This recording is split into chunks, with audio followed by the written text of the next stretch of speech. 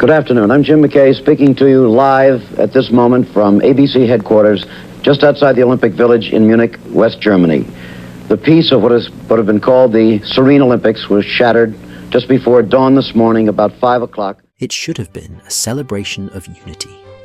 The 1972 Munich Olympics. A stage to show the world that Germany had moved on from its dark past.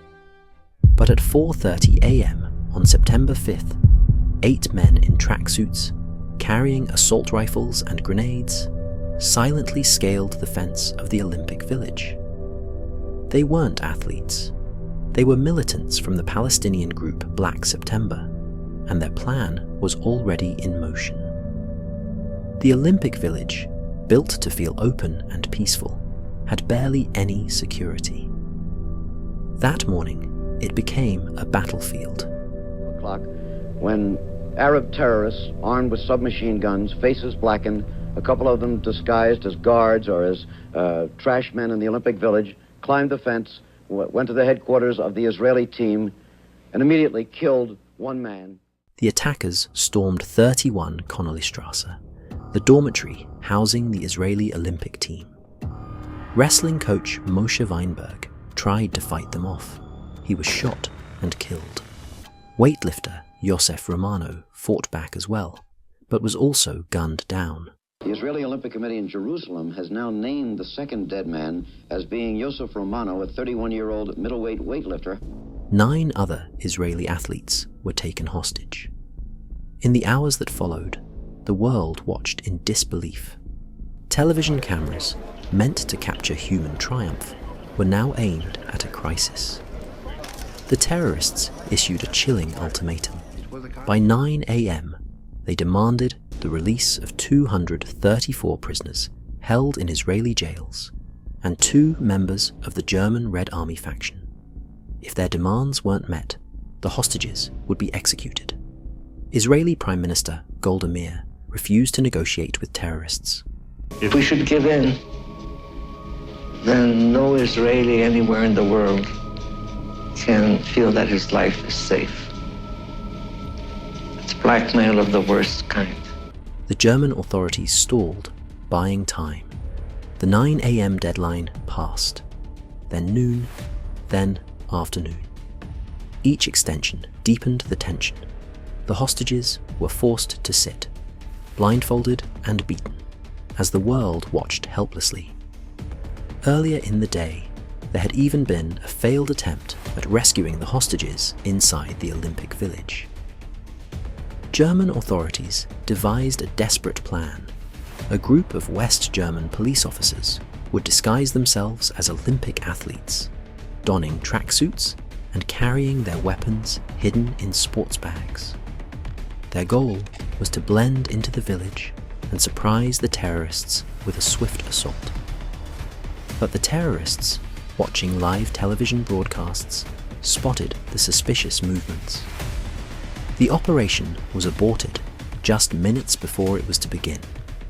That moment starkly revealed how unprepared and vulnerable the German response truly was.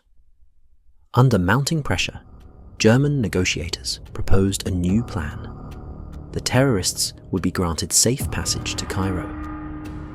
A Boeing 727 was prepared at Fürstenfeldbruck Air Base, just outside Munich. But the Germans had no intention of letting them escape.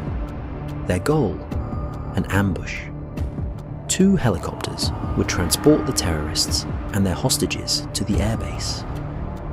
There, disguised police officers, dressed as pilots, and flight crew would overpower the attackers as they boarded the plane.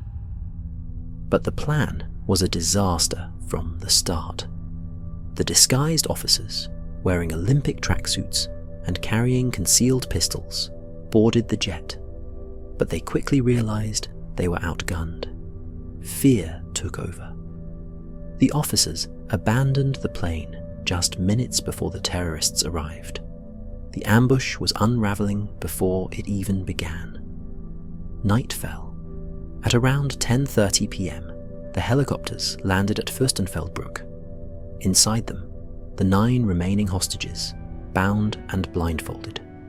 On the tarmac, 5 German snipers took position, but they had no radios, no night vision equipment, no coordinated plan, and only 5 snipers for 8 terrorists.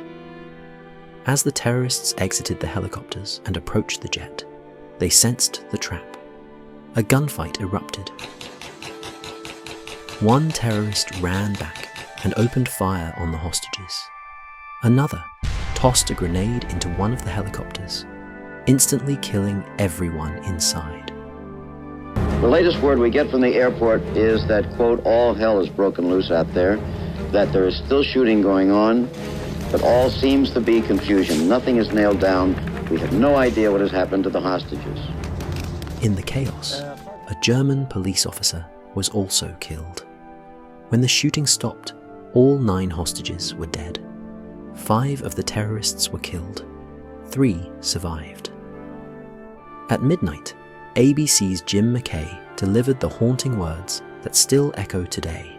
We've just gotten the final word. You know, when I was a kid, my father used to say, our greatest hopes and our worst fears are seldom realized. Our worst fears have been realized tonight.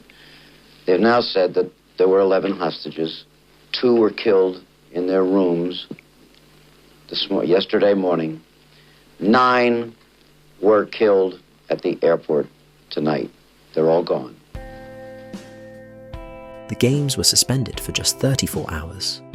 Then, shockingly, they resumed. The world grieved. Germany faced harsh criticism for its unprepared response. What happened in Munich wasn't just a terrorist attack. It was a turning point, a warning that in an age of television and global attention, terrorism could seize the stage and hold it hostage. The 11 murdered athletes became more than victims.